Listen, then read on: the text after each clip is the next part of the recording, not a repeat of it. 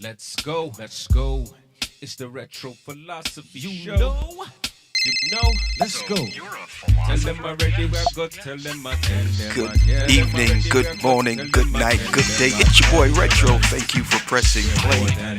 Conquerors. Wow, wow. Tell them already where I go, tell them already.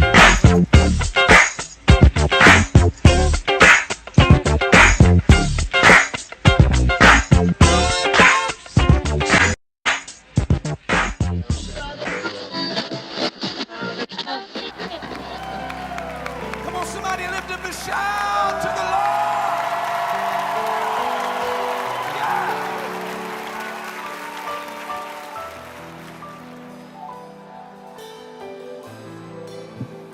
It's the Retro Philosophy Show. Go on and tell everybody you know.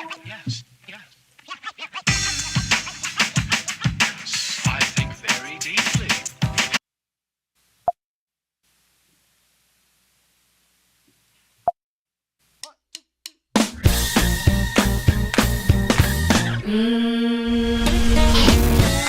So man, you know what it is. Much love and respect to my man Retro stopping through, y'all.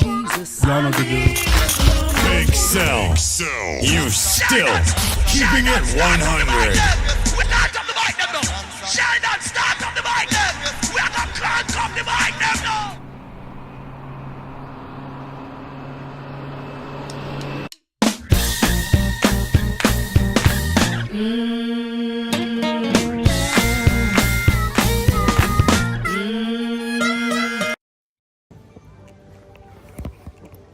All right, guys, I decided to do this stupid bridge. And I ain't gonna lie to you. Yeah. This is scary. Oh my goodness, this joint is moving. I don't know how long it's been up here. I don't know if that lady whose pictures in the elevators have been out here to inspect this thing or not.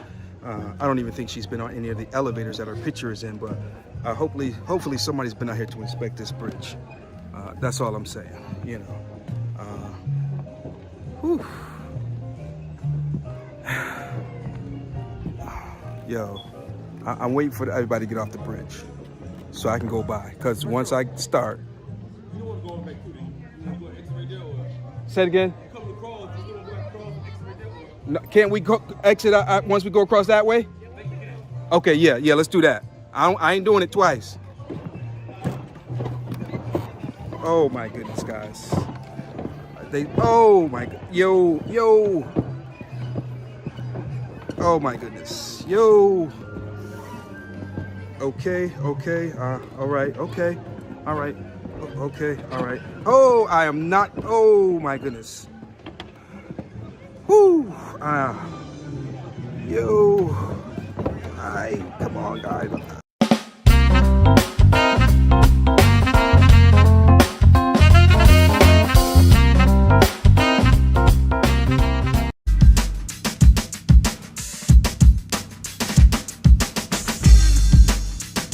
Y'all make sure y'all check out the Retro Philosophy Show on YouTube with my man Retro.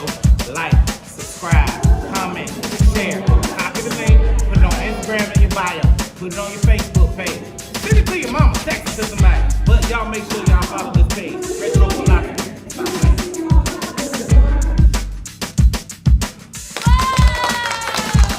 All right, folks, what's going on with you? Hope all is well with you and yours. Look at here, man. I just want to let you know that God is good all the time, and all the time he is good.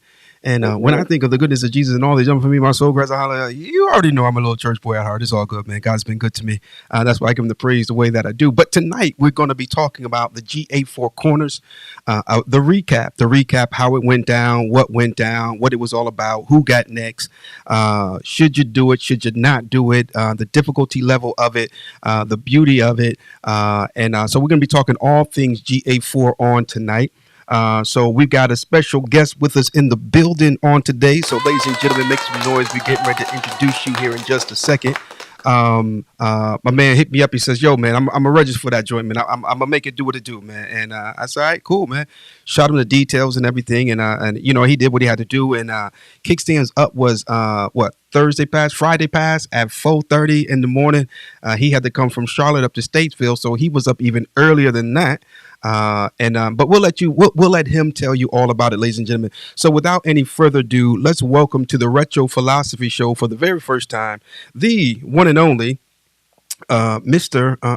Levi is in the building, ladies and gentlemen. Let's make some noise. Yes, sir. What's going on, big dog? What it do? What it do? What it do? Man, What it you do? already know What what it it do? is, man. We're just here trying to keep it in the middle of the road, as they would say. So what you got going on, man? How you doing tonight?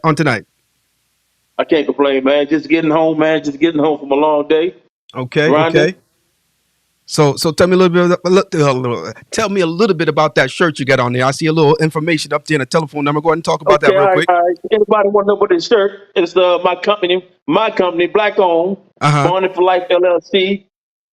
Phone number 704-277-1153. Okay. I would travel for the right job and get you right. Anything you need to be done in your house, I would get it done for you. That whole part right up in there. So home improvement and all that kind of stuff. Yes, sir. And all that kind of stuff.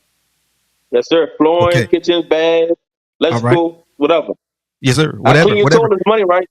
Huh? So for those who are watching, Levi, go ahead and share with the people who you are, where you're from, a little bit about you before as we get started here. All right, I moved down here from Baltimore in July 2021. Just needed to change the pace, a reset. Laid back individual, just trying to stay on the right path. Okay. That's something that I love motorcycles. Mm-hmm. Always been riding, but not riding like this, like I'm riding now. Okay. Because the people I hung with then, we was local, straight runs, Baltimore to Virginia, Baltimore to PA, that was just everyday normal. All right.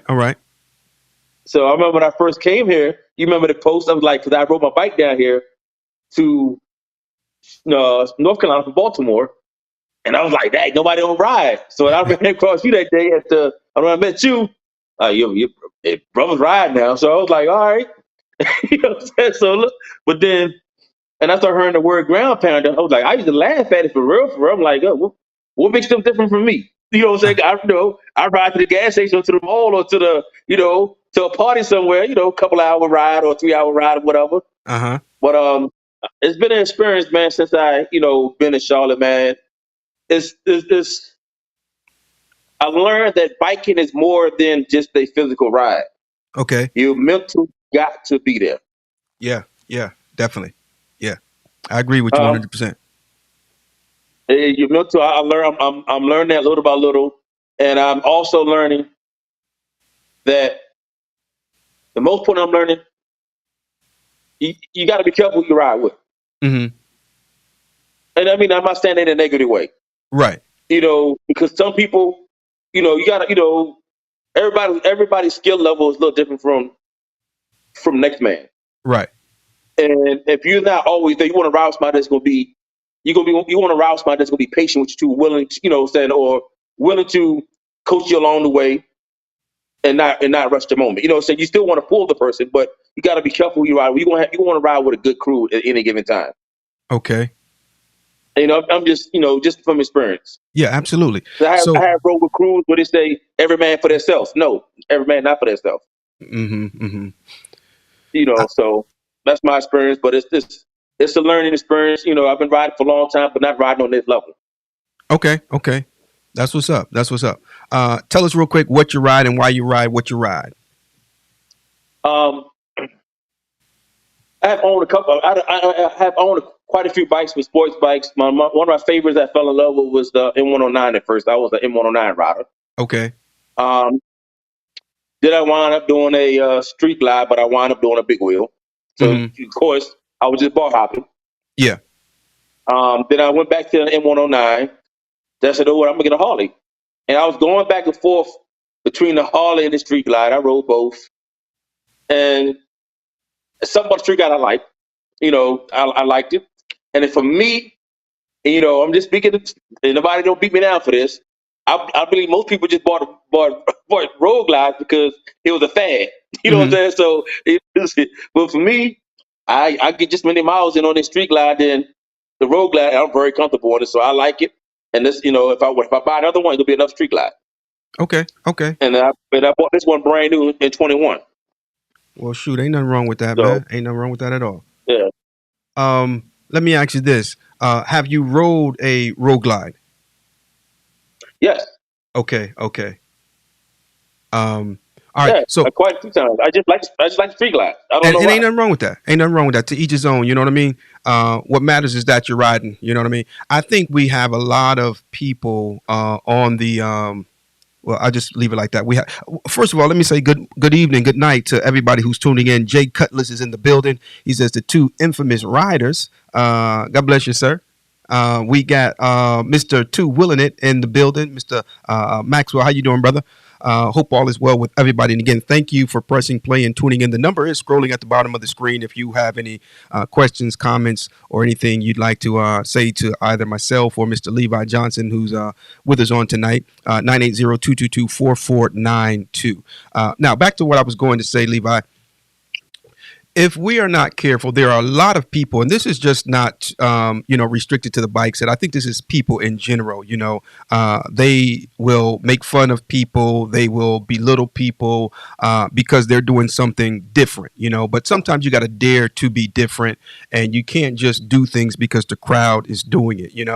And so anyway, you have the road glide, you have the street glide, and then there are others who, my uncle, for instance, we caught up with him when we went down to do the NC Four Corners. We stopped in Wilmington. Shout out to my uncle, big dog in the building.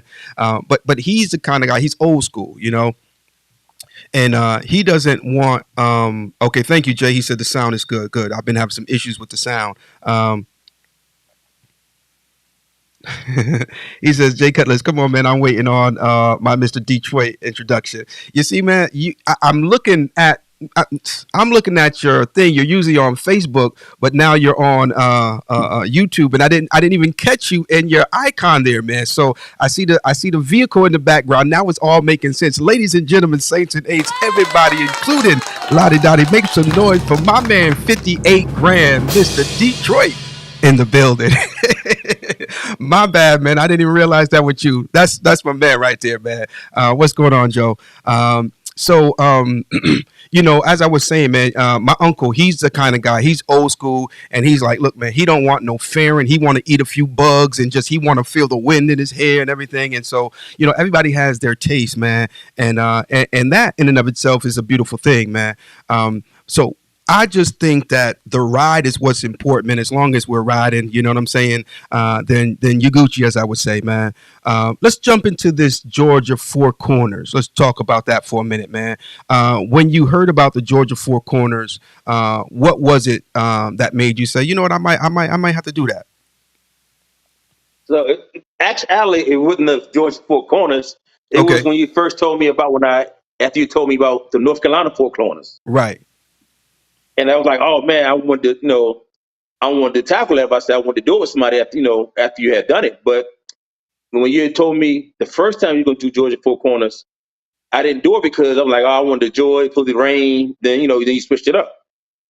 And then I wanted to test my, I've done quite a couple rides with you. Going to Jacksonville, I've been to Memphis, I've been to quite a few places, straight runs. But then I said I want to test my skill level. Okay. I want to go beyond. I want to go beyond the highway. Right. I wanted to go beyond the highway. I wanted to, test my endurance. Really pound it out. I really wanted to, try something different. Nice. What was the furthest you've rode? I know you mentioned a couple states that you've been to and everything, but what's been your furthest ride so far? Since the furthest ride,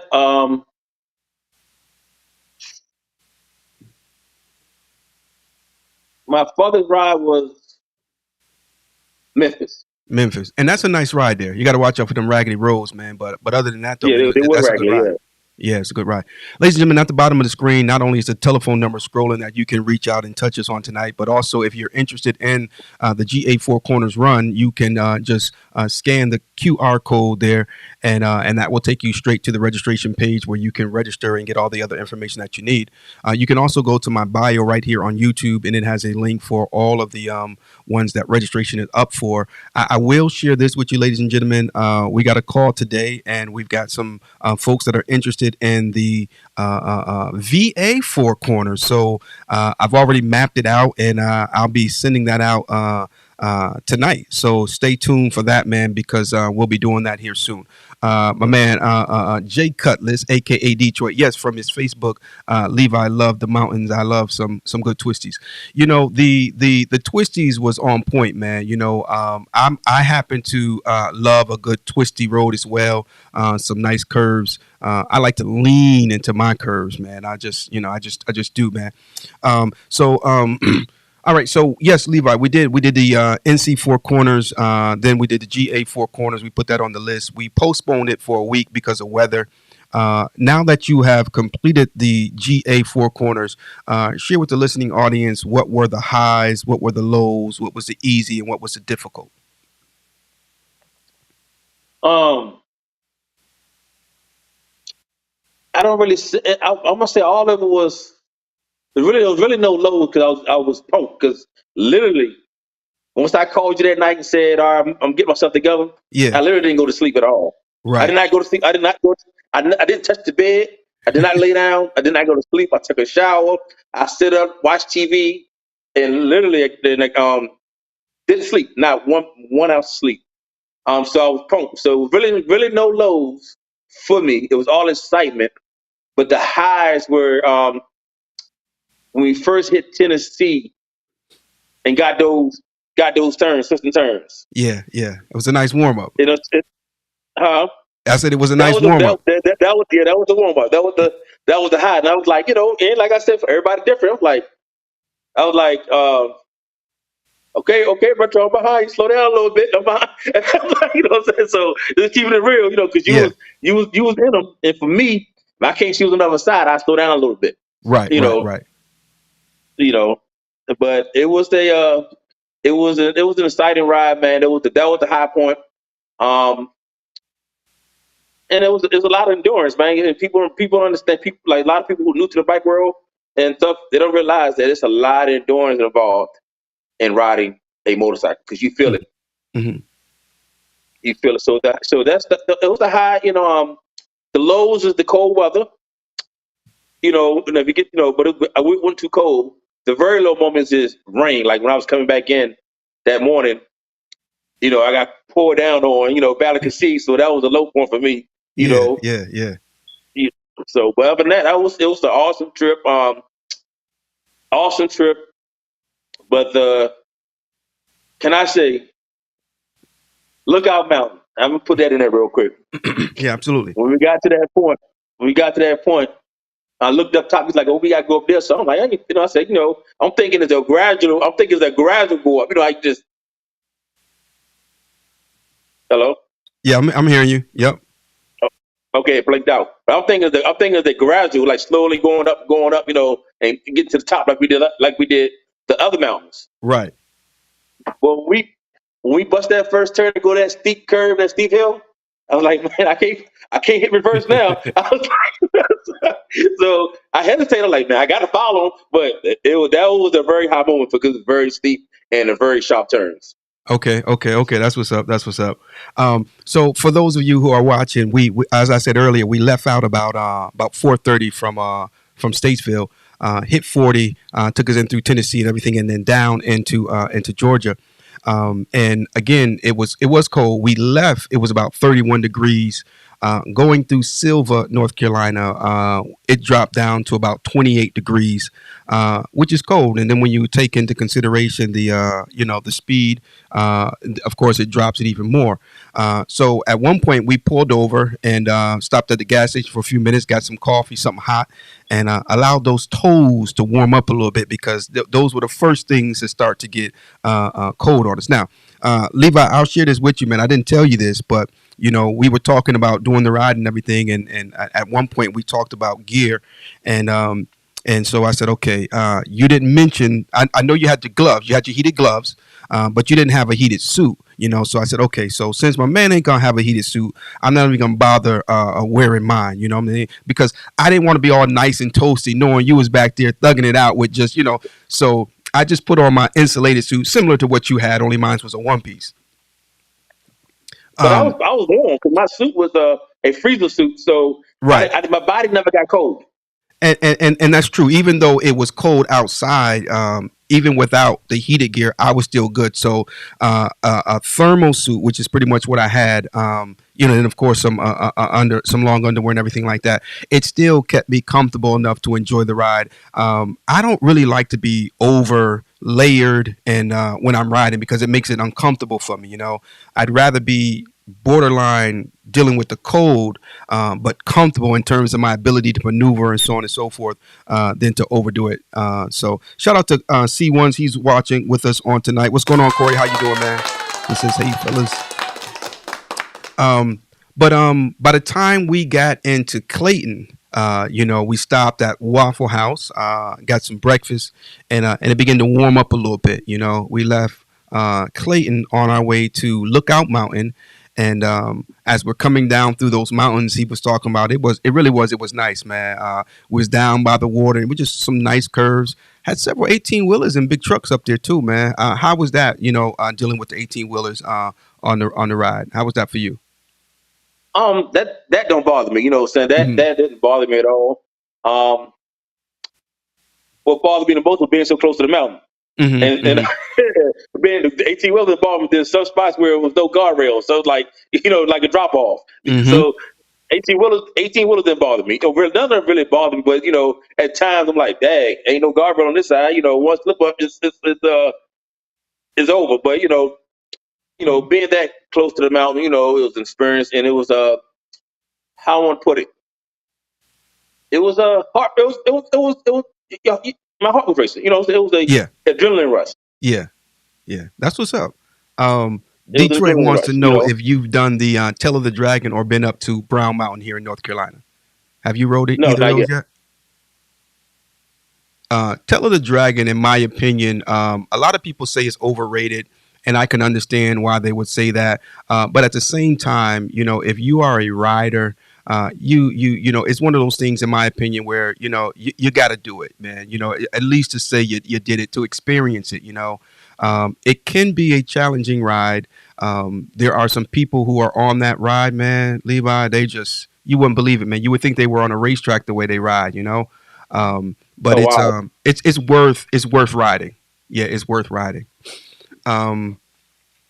So let's see. Okay, so we're hitting the curves coming down the mountain. You know, a few 18-wheelers, that's no problem. You know, a couple of spots with no guardrails, and then all of a sudden we get to a clearing. As a matter of fact, we passed one. It was like picture perfect. You know, but by the time I thought to stop, it was kind of too late. You know, and then we come to a clearing, and boom, we got water off to the left, more mountains to the right of us, and then there was a little cutaway down to some more water.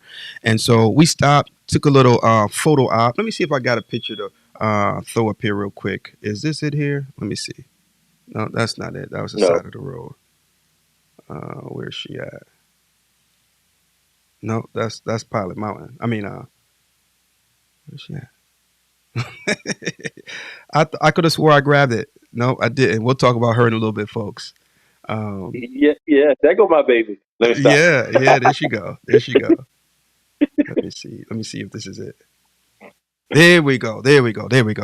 And so we see this site here, man, and it was just one of those things that just, you know, just had to stop, take some pictures, take it all in. And let me say this too, because the ride, ladies and gentlemen, the NC Four Corners, the GA Four Corners, the LA Four Corners, the VA Four Corners, all of these four corner rides that we are doing, they're not meant to be a race. You know, I mean, if you want to race through them and that's your style of riding, then, you know, hey, you know, by all means, man, I can't argue with a man, you know, if that's what he enjoys or if that's the way he does it, because, you know, we have to ride our own ride. But what I'm saying is, for me, and I think I can speak for Levi, we took off 4:30 in the morning, and it wasn't a rush trip. We kind of just took our time. At one point after we left, where did we leave, Levi? We were leaving from Lookout Mountain on our way to Donaldsonville. And we ended up stopping much earlier than we had planned to just bed down for the evening. And I think it was a good call. Sometimes we're in a rush for no reason, and so talk to me about your style of riding, man. You're getting yonder, you're going somewhere. Are you the kind of rider that likes to stick to a clock, or talk to me about that for a moment? No, I'm not a clock rider. I get it in, I take trips by myself. Like a couple weeks ago, I rode, about a month ago, I rode down to, a 6-hour ride to my dad live at by myself. And I'm not trying to get there in a rush. I don't believe in just standing. Some people get to the gas station, gas up, and gone. Give me that 15-minute stretch my legs, stretch my back. Get myself together, and going on to the next gas station stop. So I like to relax when I ride. I don't want to be pressured. Okay, fair enough. I think when riding, we should try to do our rides where there's the least amount of pressure as possible. And the reason why I say that is because you're already dealing with elements on the highway. You're already dealing with, other 18-wheelers and this, that, and the other. And there's no need to add any additional stress to the ride as it is. You know what I'm saying? And so for those reasons, I just try to take a ride where I'm not pressured, I'm not, rushed, and because we got to realize, man, if you want to, the saying goes, man plans and God laughs, and so we get to Lookout Mountain. We're coming up that hill. Was that the biggest hill you've climbed to date? Tell me a little bit about that. Yeah, I told you I did. I was more of I climbed one hill before in Baltimore, which one that steep. It was like not even Baltimore. It was in a sub county, and I thought that was big. That was nothing for real. And but I told you at the beginning when I saw that hill, I thought we was gonna go gradually up the hill, like a little at a time, like you were doing on the other hills. When I saw that them hills, them turns, I told you if I had to reverse, you might have went the mountain by itself. You know what, Levi? I didn't even realize that was Lookout Mountain. I didn't realize we were there, because we made a stop for, I think, gas. We stopped for gas. And I almost passed the road, because I thought it just led to a neighborhood. And next thing you know, we hit that right. And that thing went straight up, man. It did. It went straight up. Straight up, yeah. It didn't. It just went like going up a ladder. Like It went straight up. Yeah. Now, I know you didn't get a chance to ride the NC Four Corners, but the NC Four Corners in terms of mountains and climb, I think has a higher difficulty level than the GA Four Corners. It's doable, but let me put it this way. You did the GA Four Corners. It wasn't as difficult as NC Four Corners, but doing the GA Four Corners, you can certainly do NC Four Corners if that makes sense. So let me say this real quick. So I've been in the Spartanburg Mountain, not on my bike, but in my truck. I did a couple jogs there. Yeah. I know how they go. Yeah. But see, the difference is, the Spartanburg Mountains are very big. But the difference of that one mountain, that Lookout Mountain, it just went shot straight up. Yeah. It just, it didn't go slowly. It just went up. Right. And you mean Sparta Mountains, the mountains up there in Sparta? No, that's Sparta Mountain. Sparta Mountain is like, Sparta Mountain didn't have no curve like that one on the Lookout Mountain. Right. Lookout Mountain curve was straight up in like almost like a U. I don't know. For me, yeah, it was that Lookout Mountain was intense. That's just me and it was intense. Okay. So we've got Lady McIver, Shelly Specs is in the building. What's going on, baby girl? How you doing, baby? All the way coming from the kitchen in the other room there. C1 says, "What's up?" Let's see here. Joseph, Mr. Detroit. He says, Levi, we haven't rode together yet, man. I need a Tail of the Dragon pick with my new bike. Let's roll next season. Why next season? Let's go tomorrow, bro. Yeah, I'm ready. Tell him I'm ready. Levi say he ready, Detroit. He said he ready, man. But the Tail of the Dragon is a good ride, man. It's worth doing. You got the Tail of the Dragon, Back of the Dragon. There's several others up there in that same area. I want to say about maybe 2 years ago, Detroit. Maybe was it 2-3 years ago? Must have been about maybe 7, 8 of us. We got together and went up there and did it. Them jokers was racing too. They was wide open, man. Detroit had that he had the older street glide then. He got that new pretty thing now. So I know he ready to hit the tail of the drag and scrape them floorboards on that thing. Yes, sir. Yes, sir. Yes, sir. Again, ladies and gentlemen, we got Mr. Levi Johnson in the building on today. Let's see here. Owner and CEO of Bonded for Life, LLC. So if you have any home renovations or anything like that, he is the man that can get you taken care of. He's got his number right there on his sweatshirt, 704-277-1153, 277-1153. Okay. Okay, so back to the GA4 Corners ride. So we took 2 days. We did it in 2 days. Let's see here. So we leave Lookout Mountain, and correct me if I'm wrong. Fill me in. But in my recollection, we did this ride. It was way more back roads than anything. Number one, but Clayton to Lookout Mountain to Donaldsonville. I want to say it was all secondary roads for the most part. Once we got off of 40, headed to Clayton, I don't think we really hit any more interstates until we were on our way to Kingsland, and even then it was a secondary interstate. Talk to me about that, man. The difference between highway riding and back road riding. Highway riding is more relaxed. Okay. More relaxed. I do like the back road riding because you get to see scenes and scenic things you might not run across on the highway. Highway, you just did highway signs. I like the back roads because you get to see stuff you never seen before. You get to see the countryside. You get to see lakes. You get to see different things other than just fast cars going around y'all. The whole time. Right. So if I had the choice, I'm gonna take the back roads or the highway sometimes. If I'm not in a rush, because you get to see things you've never seen before. Nice. Yeah. There's a lot to be desired on some of these back roads, man. But with that, there are also, some dangers and everything that you have to be aware of as well. Case in point, I don't know if you remember or not, but at one point while we were riding, man, we were leaving from Lookout Mountain. And we were leaving from Lookout Mountain because as nice as Lookout Mountain was, man, even as we left, there was still some beautiful scenery to take in as well. But as we were leaving, bro, there was did you see that black dog? He came running, man. He came running from out of nowhere, from the yard or wherever.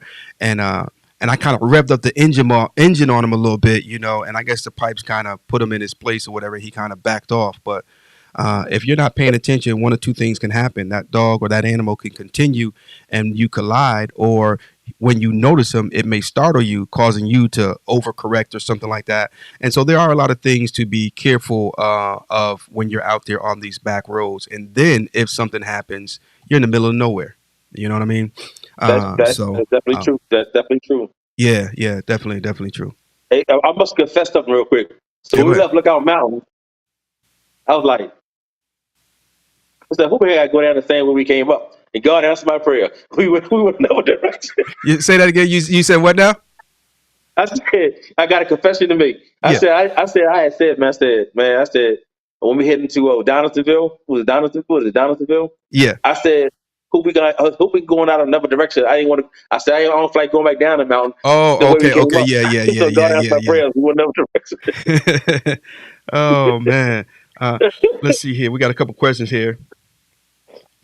Shelly says, "Did y'all heard any falling rocks from the mountain on the ride?" No, we didn't see any falling rocks or anything.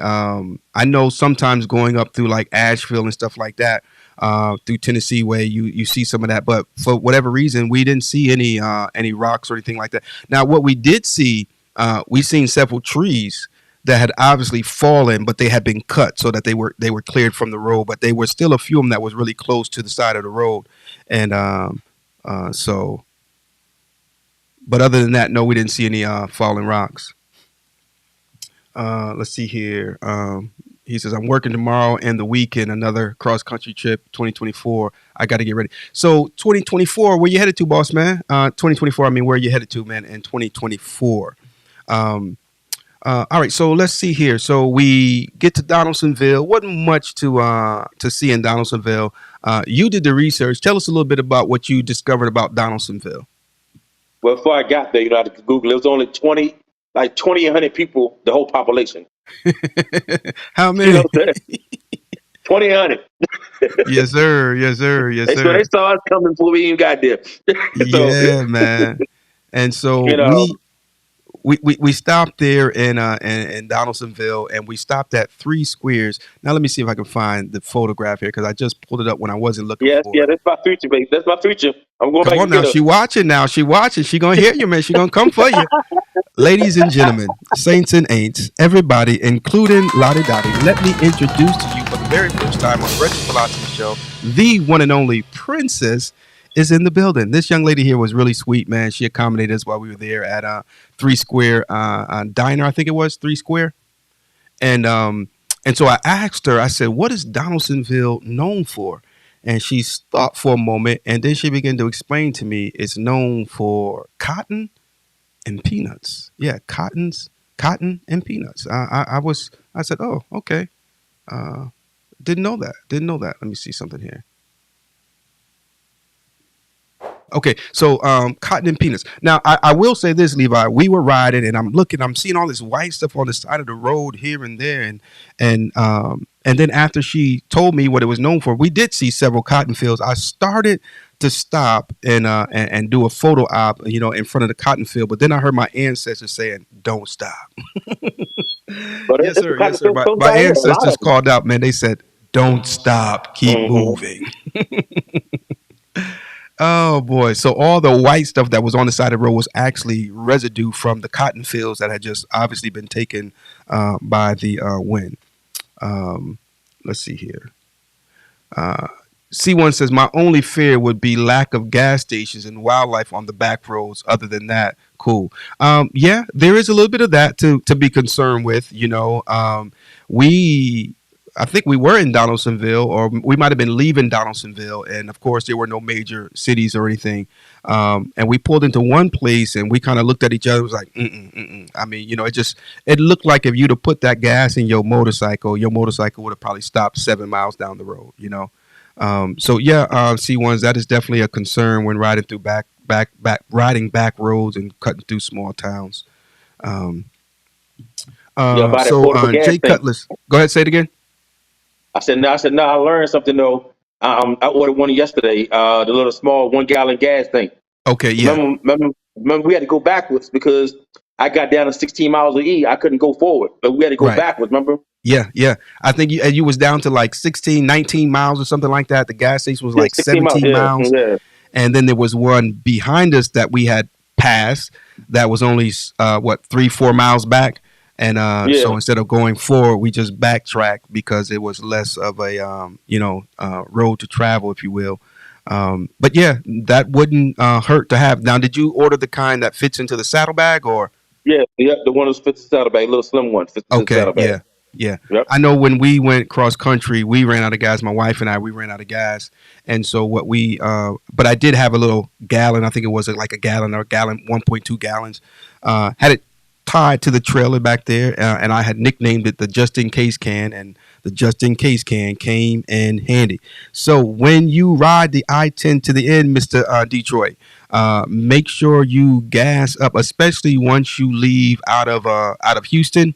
Yeah, you want to be careful, man. Once you leave out of Houston in that area, man, because we ran out of gas when we hit Ozona, Texas. It was clearly an oversight on my part. Had I been a little bit more, I'm not going to say focused, but I did get sidetracked, and as a result, I didn't fill up when I was supposed to. Yes, baby, we do know a thing or two about seeing no gas stations in sight. And I tell you, when we finally found that gas station, I couldn't have been happier, man. I couldn't have been happier. So Mr. Detroit, he's going to be doing the I-10 to the end in 2024. What time of the year are you planning on doing that, man? We did it in December, and I know that sounds crazy, but actually it worked out really, really, really, really well. Um, and so good ride to do. That too is another ride that I think that every biker should knock off of their list. Um, the mere fact that you drive from one coast to the other, in my opinion, is just cool. It has a cool factor on more than one level. There's so much to experience on the trip and just to take in.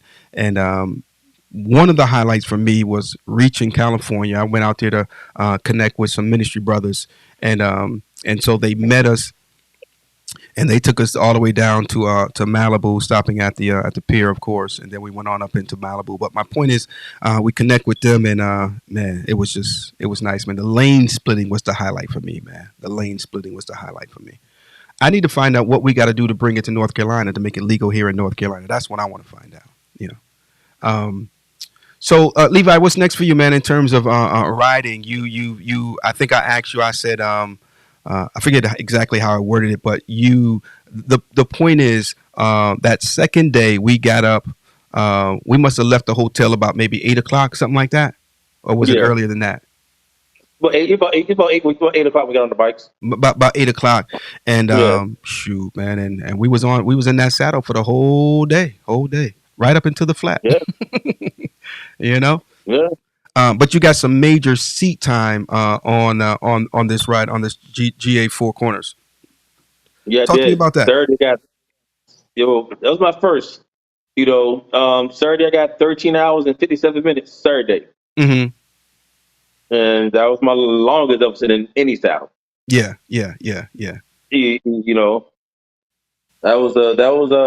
Like I said, it's a once again, it's mental too, more than just physical. You gotta prepare your mind for that type of ride.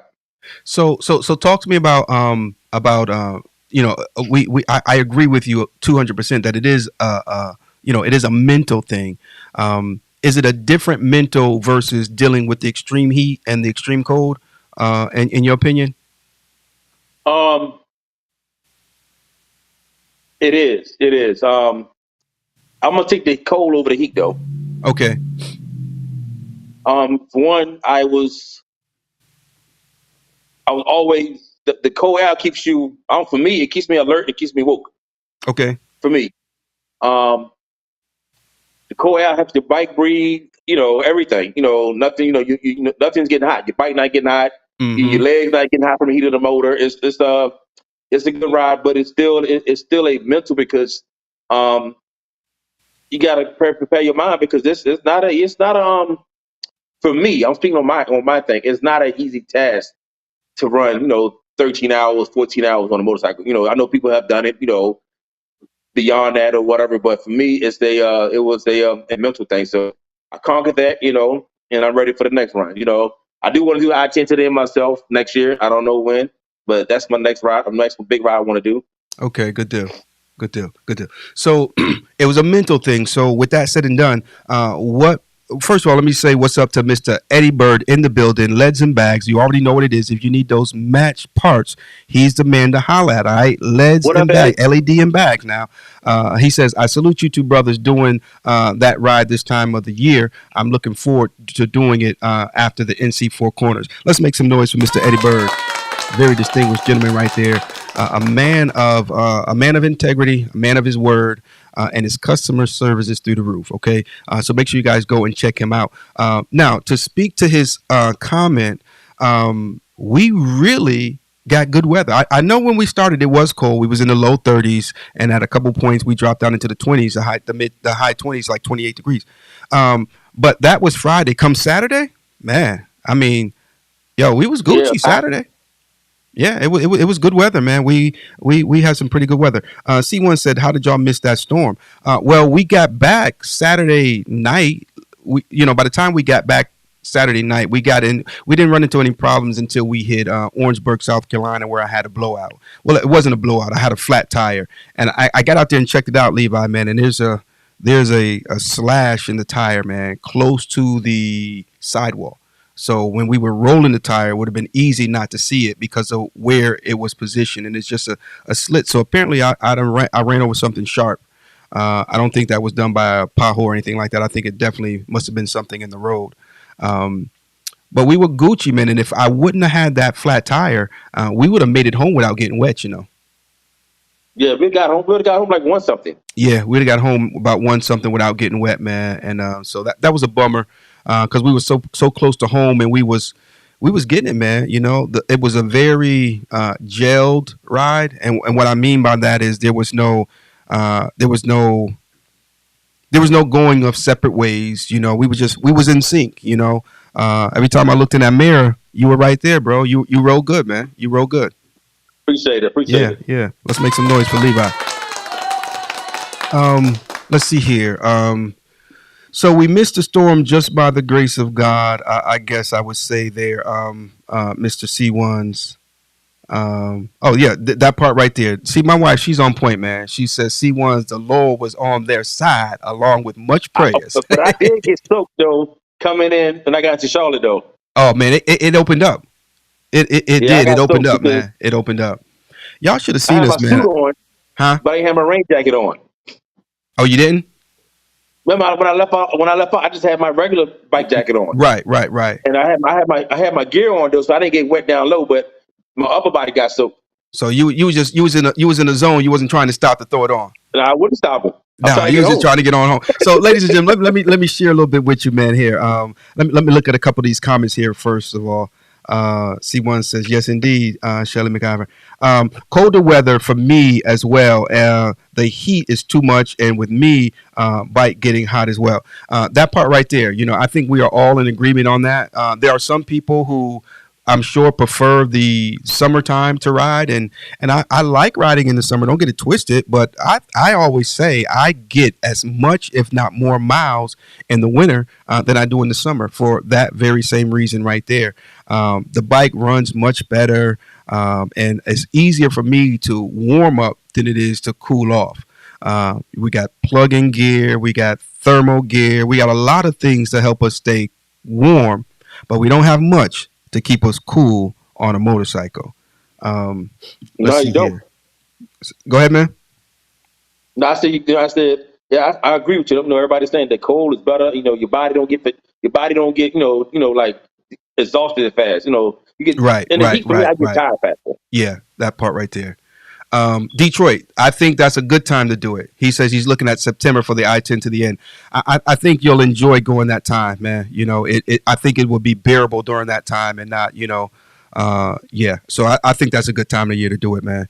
It's a great ride, man. Get out there, get those miles, enjoy it, and let me know. And I will. I'll let my folks know that you're coming that way, man, and you guys could, I'm sure they'll catch up with you somewhere along the way, man. Good group of guys. A group called United in Him Motorcycle Ministry out of California. And when I tell you these are some good brothers, man, they are absolutely some good brothers. Okay, so let's see here. So I get a flat, you know, as soon as we come off of I-95 and hit the 26 West. And it must have been when I pulled off that on the shoulder there, man. I must have ran over something, man. I didn't see anything, but apparently it was there. I guess that's where it happened. So we're sitting on the side of the road. It's now about 12:40, 1 o'clock, somewhere around there, and so we finally come to the conclusion. I pull out my little pump, try to pump it up, nothing, you know. So we were left with no option, but you know we had to get off the side of the road. So I said, you know what, Levi, I'm just gonna ride it, bro. I'm just gonna ride it. And so we about 2 miles from the exit, and so we just slow rolled it, man, you know, and got off the exit, and had to wait for the one and only. Hold on. I'm trying to do my little sophistication here. Low rider to come and rescue us on that cold. Well, it wasn't that cold. It was actually a pretty decent night.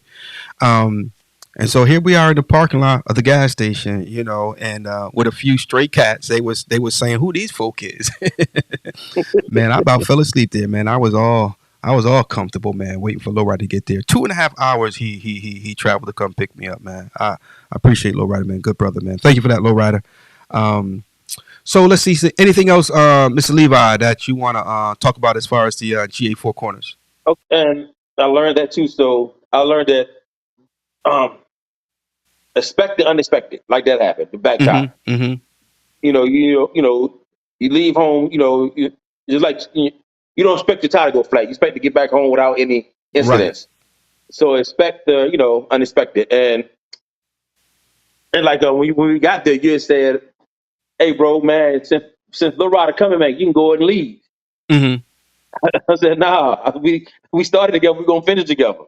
So because I told you I have road people when they say every man for themselves. So I don't believe in that. So I stuck it out, laid on the ground with you, laid on the ground on my side, you laid on the ground on your side. It was good, but expect the unexpected, and try to have as much as things you need on your bike just for the unexpected. Mm-hmm. Yeah. That's definitely good advice, man. There are some things that you can't plan for, but you can be prepared for. You know what I mean? What's the most important thing you carry on your bike? Um, for me, Yeah, money. Let me start. yeah. You carry that in your pocket. Uh, What you carry on your bike? what I mean by that is Uh huh. that money gonna solve my problems if something goes wrong. Uh huh. Uh huh. But I'm being dead serious but funny at the same time. But Yeah. for me, snacks. Okay. So Okay. I do take snacks. Water. I keep water on my bike, like Okay. juice. My little tool kit, whatever. But Mm-hmm. I just pray that nothing happens. But that's why I say you never know what's gonna happen. So for Yeah. me, I make sure that my before I leave the house, I make sure my finances are gonna be right because I never know what's gonna happen. That part. That part. That part. That's what I mean by it. I make sure my finances are right because I learned doing this biking stuff is it costs. Yes, sir. Yes, sir. Getting across them state lines, man. It definitely costs. It definitely costs. The maintenance of the bike, the replacement of parts, wear and tear and all that. So Hold on, let's back up real quick. yeah. We got out of what's the called Donaldsonville. We got out of Donaldsonville too fast. We didn't talk about smoking.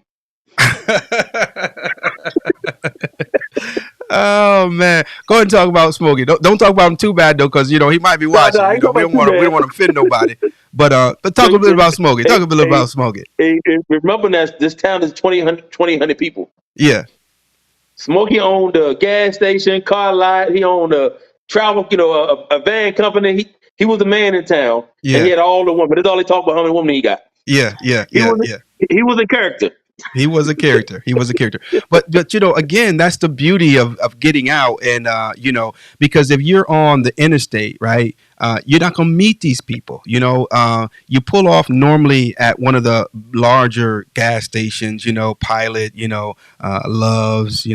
I ain't too fond of Bucky's, but Nah, me either. yeah, but when you're in some of these backwoods country towns, man, you get to meet some folk, man, that are characters, and I mean that in a good sense, man.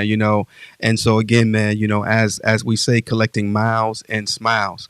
So Spec says, what advice would y'all give, or what advice y'all can give to anyone who wants to do the GA4 corners? What advice would you give for somebody who's saying, you know what, I'm thinking about doing that ride? What advice I ought to give?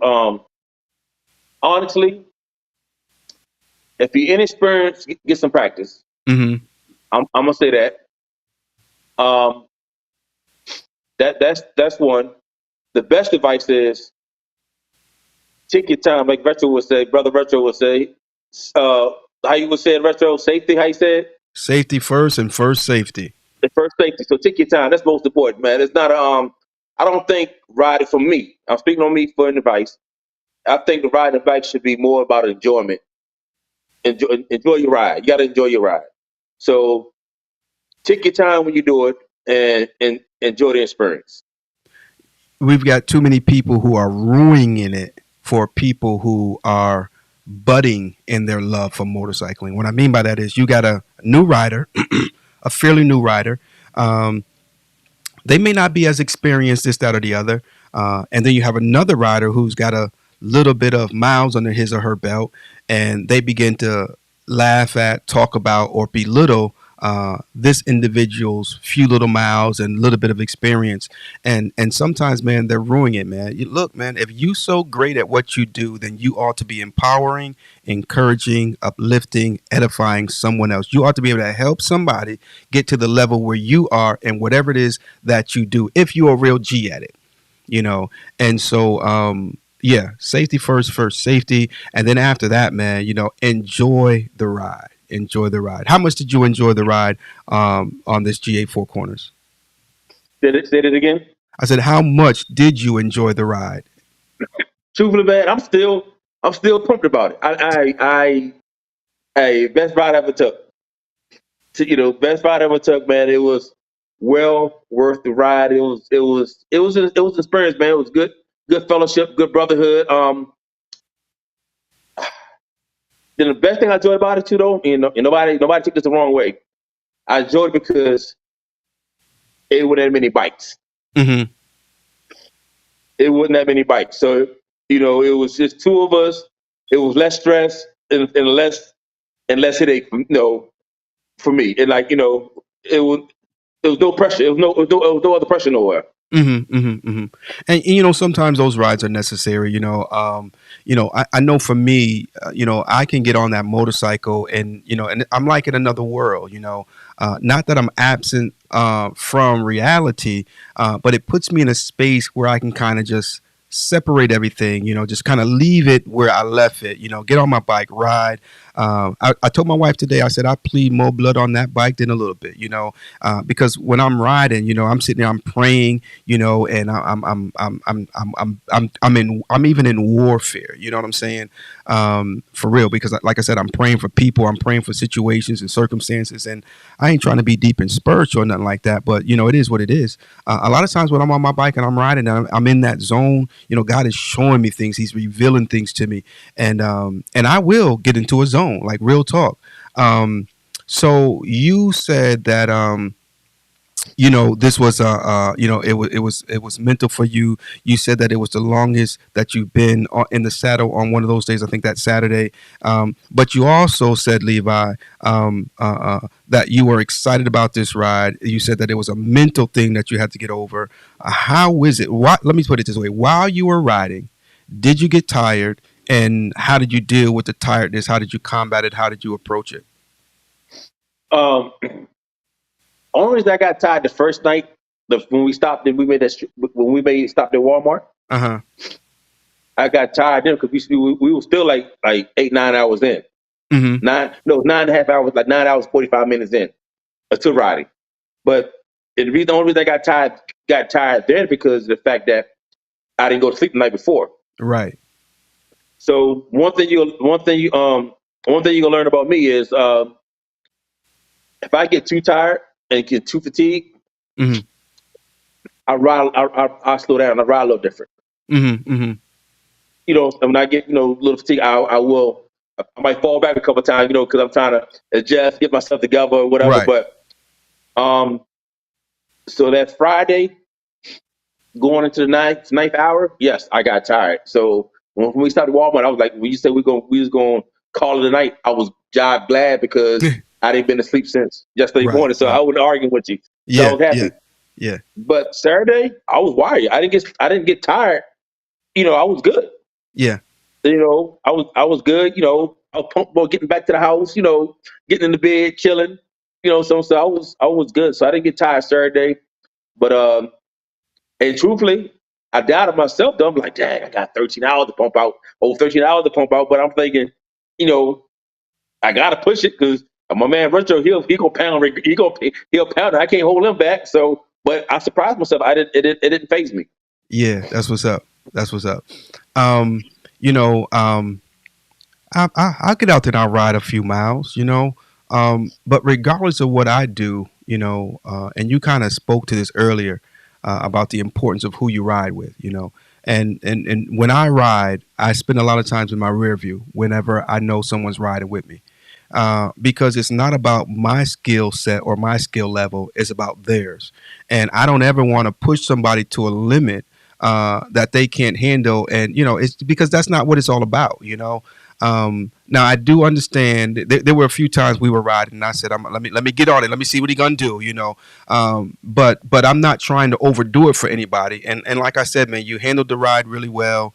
You held your own, and so proud of you, man, Real talk. Appreciate it, bro. I appreciate Yes, it. sir.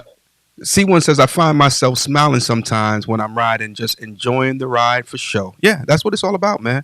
That's me. Why That's me, you B1. can't. That's why you can't ride with the wrong people, because you trying to enjoy your ride, and they trying to clown you because you smiling. What's look here? What's wrong with smiling? Let me smile and be great. Jay Cutlass, aka Mr. Detroit, he says, I feel you on too many bikes, Levi. That's real talk. That's real talk. Now, depending on what the ride is, it could be different.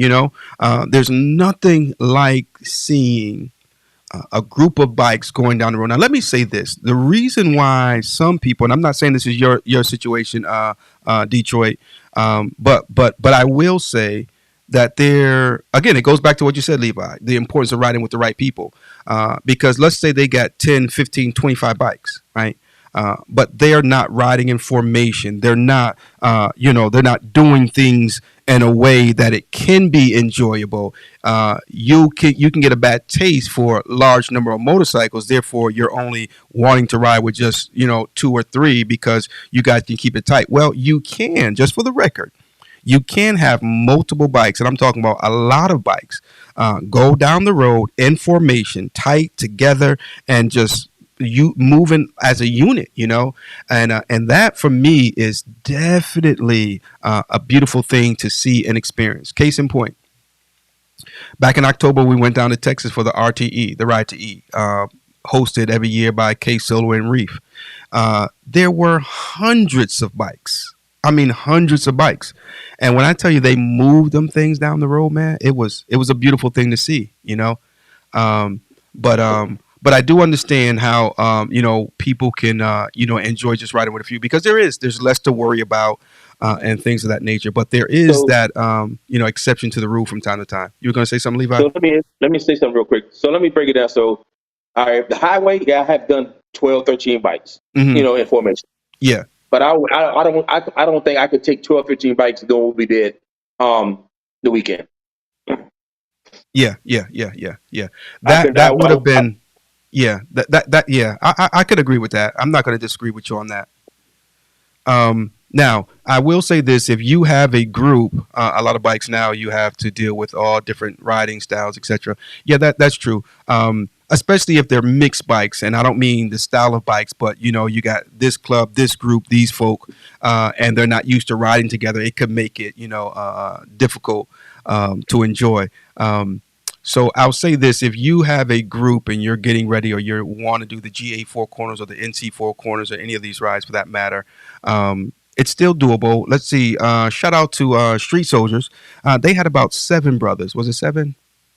I think it was 6. They had 6 brothers who took off and did the NC4 corners. Those guys ride good, and they ride good together, and so I just kind of held back in the back and just watching them, because I rode a portion of it with them, and they handled it very well. So if you're used to riding with your brothers, then you could do such a ride, but just to get a group of people together who maybe just riding together for the first time to do a ride like this, it could create some issues. A lot of curves, a lot of back roads, and so just do it at your own risk, if you will. Yeah. So let's see. So Levi, patches will be in here. I'm figuring in here in just a few days. I'll get back with the company on tomorrow to find out what the status is. This time of the year, sometimes they're a little backed up, and she did tell me it would be at least 2 weeks turnaround time. Problem. But as soon as it gets in, man, we're going to get you that official patch, and we will also get you your letter of certification for the GA4 corners. All right.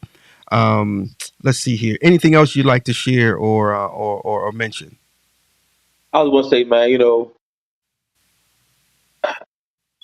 since I've been meeting a lot of good brothers and different people, man, look, riding supposed to be enjoyable, man. Ride your ride and do it safely. That's all I can say, man. Enjoy the ride. Mm-hmm. Enjoy the ride, man. The most important thing, man, when we leave out this house on these bikes, man, is get back home safe. Mm-hmm. Yep. That's the most important thing. That's the most important thing. I don't want I don't want to say, oh, I ran 140 miles per hour already. I done ran fast. I done did all that, but man, the most important thing is not a race, man. Like ain't nothing wrong with getting down on the bikes, but the most important thing is getting back home to your family. You know what I'm saying? Knowing you coming back home. Mm-hmm. That's the most important thing. Enjoy your ride, man. Enjoy your ride. Enjoy your bike. You bought it to enjoy. Mm-hmm. Yep. So Yep. enjoy it and ride your ride. So you got back home about 6:30 in the morning, 6:30 6:30, Sunday morning. Yep. When you got back home, who walked through that door? Was it the same Levi? Was it a different Levi? Tell me a little bit about how this ride may have adjusted you or helped you. It did because honestly, during the week, I've been, like some of my stuff. I had a dealing with some other stuff, the kids, ex, and all. So I was having I literally that week I was having a mental breakdown, like literally having a mental breakdown. Like I was like asking God questions. I was going through. I was like, man, I got to make this ride, man. I got to make this ride. And I was going back and forth about riding because I was saying, if my mind gonna be there, man. As soon as I got to your house that morning and started that ride with you, man, everything that I was thinking about just cleared up.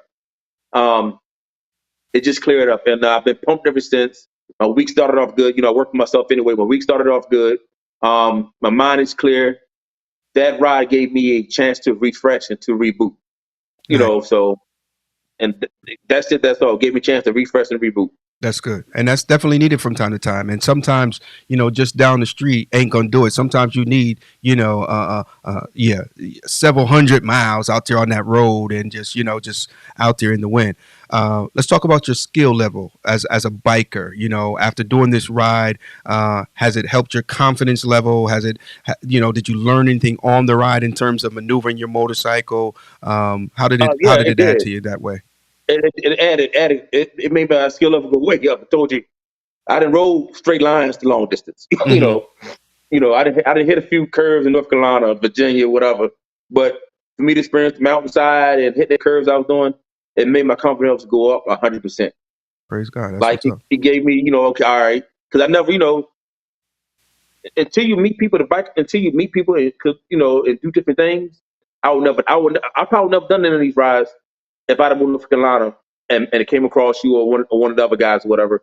But the point I'm getting at is you got to, in order to get better, you got to step outside your boundaries. Mm-hmm.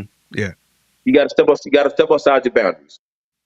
And most important, man, that I learned is too, though, don't be afraid to take constructive criticism. Mm-hmm. You only gonna get better. You only gonna get better, and be willing to learn. Ain't nobody. I don't care how old you get. I don't care if you ride a bike for 30 years. You still gonna learn something new. Right. You still gonna learn something new. Absolutely. Yeah. Nobody knows everything.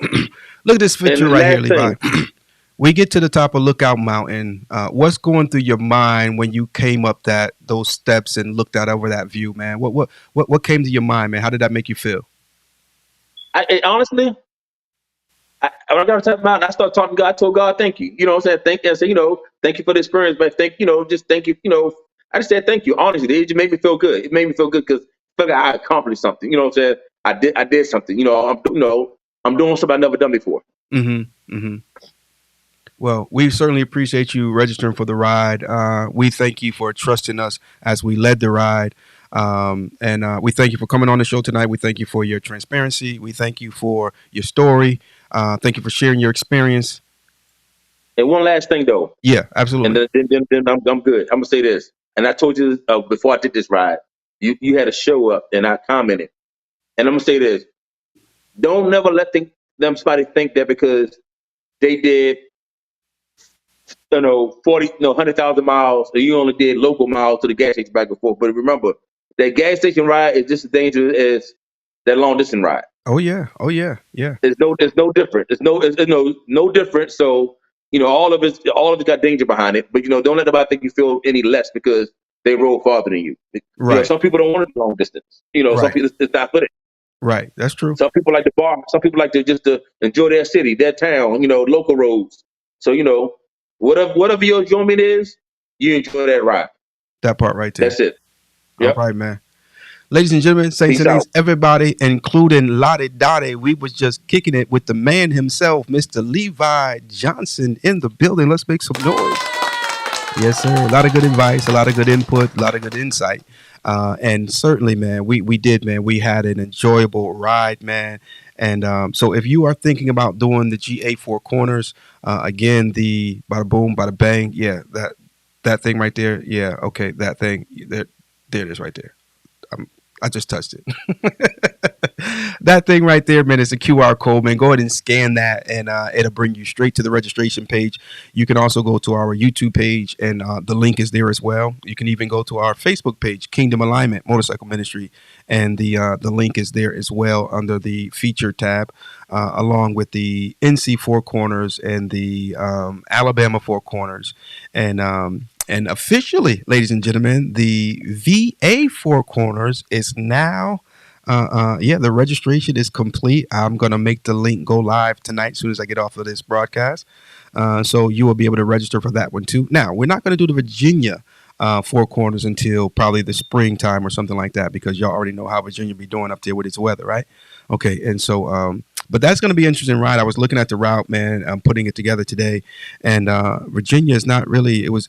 I'm not going to say it was difficult, but it doesn't really have four corners. So it had three distinguished corners. So we had to make a fourth corner because of the way the state is shaped, man. But that's going to be an interesting ride. And again, others will be coming. So if you are in an area, a state where you say, "Hey, Retro, we want to get that cool patch for our state as well," then simply reach out to me. Just like today, I got a call about the VA Four Corners. So we were happy to put that in play. And as I said, we'll let that registration go live later on tonight. We'll also add it to the YouTube channel and the Kingdom Alignment page. Let's see here. Don't forget my man Eddie Bird, LED and bags. He'll get you straight. All kinds of motorcycle match parts, fenders. Let's see. He can get you some big wheels for that thing, tour packs, stretch bags, lights, and all those kinds of accessories. So you can check out his webpage and see him here on Facebook as well. Shelly says, "Good show, and thank you for staying with my hubby until help lowrider came and got him. No man left behind." That part right there, man. Levi's a real G, and so we appreciate him, man. Because I was like, "Nah, man, you can go ahead and head on out, man." Because I know he had to get home as well, but he was like, "Man, I'm gonna sit here until lowrider get here, bro. We good."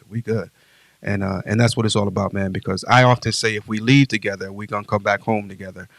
Because I don't like to leave a man stranded, but so we appreciated that as well, man. So that's going to do it for us on tonight, man. Join us on tomorrow morning as we get up to talk about who knows what. December 13th, ladies and gentlemen, it's going down. It's going down. Yeah. December 13th is my birthday, folks. So you got a few days to go ahead and get all your gifts. Get them ordered from Italy and from Japan and from Hong Kong and from wherever you're going to order them in from, man. And so that way you can get your boy right, okay? Let's see here. Let me get on out y'all's way, man. Again, we want to thank Levi for joining us on tonight. Great show. Enjoyed sitting here chopping it up with him. And I'm going to leave you with a little bit of this, man. Same way we brought you in. Let's see here. All right, guys. I Bada decided boom, to do this bada stupid bang. bridge. And I ain't going to lie to you. Yeah. This is scary. Oh my goodness, this joint is moving. I don't know how long it's been up here. I don't know if that lady whose pictures in the elevators have been out here to inspect this thing or not. I don't even think she's been on any of the elevators that her picture is in, but hopefully somebody's been out here to inspect this bridge. That's all I'm saying, you know. Whew. Yo. I'm waiting for everybody to get off the bridge so I can go by. Because once I start... You don't want to go back to the... Say it again? No, can't we go exit once we go across that way?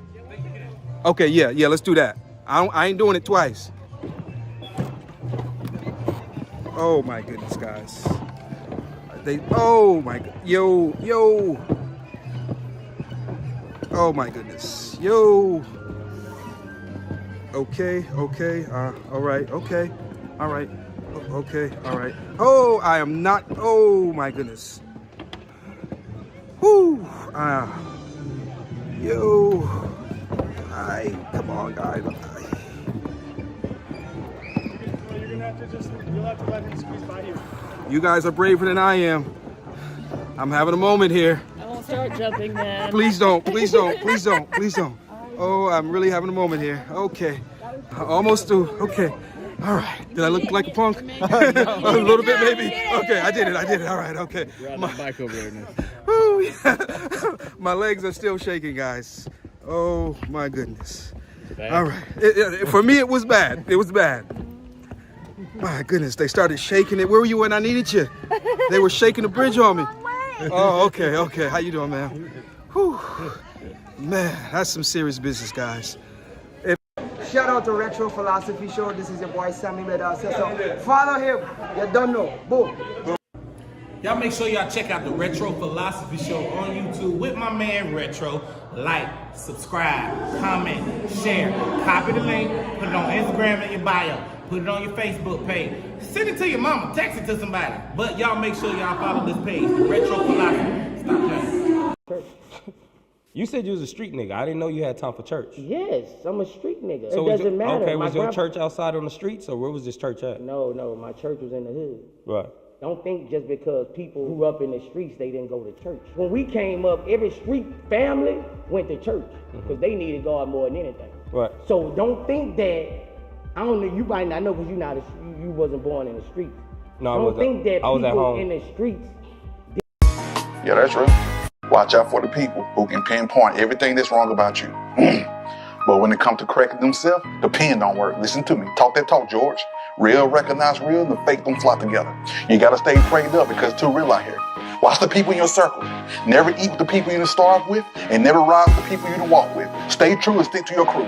Now that's big dog talk. Big speaker. I only debate with my equals. All others I teach.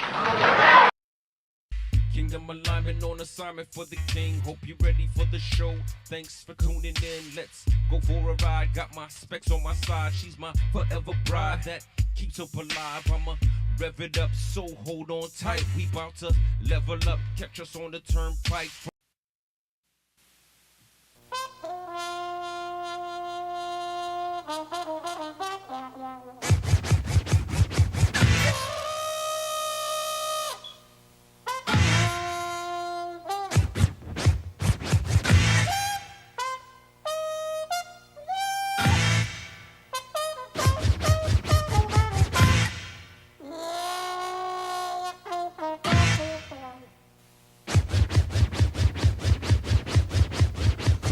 Everybody be on their way.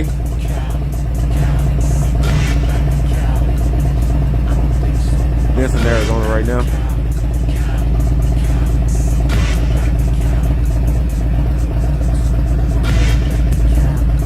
Not only he riding two up, he riding with a trailer, and he doing an iron butt going back home. That's what I'm talking about.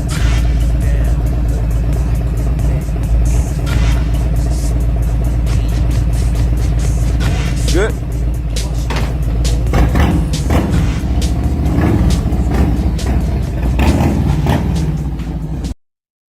When a person doesn't like you, they team up with another person that doesn't like you.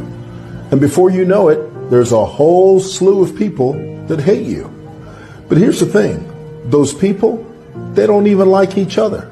They're only gathered because of you. See how powerful you are? One's conversation is an indicator of their level of maturity. Okay? But the proof is in the fruit that we bear. In other words, you and I could sit here and we can have a very intelligent conversation. Okay? And it could be spot on. And you say, wow, that was pretty deep. You know, Pastor, he's so mature in the things of God.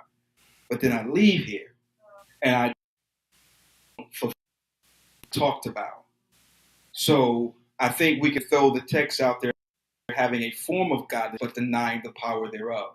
So let's bring it on home a little closer. If you're going to talk about it, then you ought to be about it.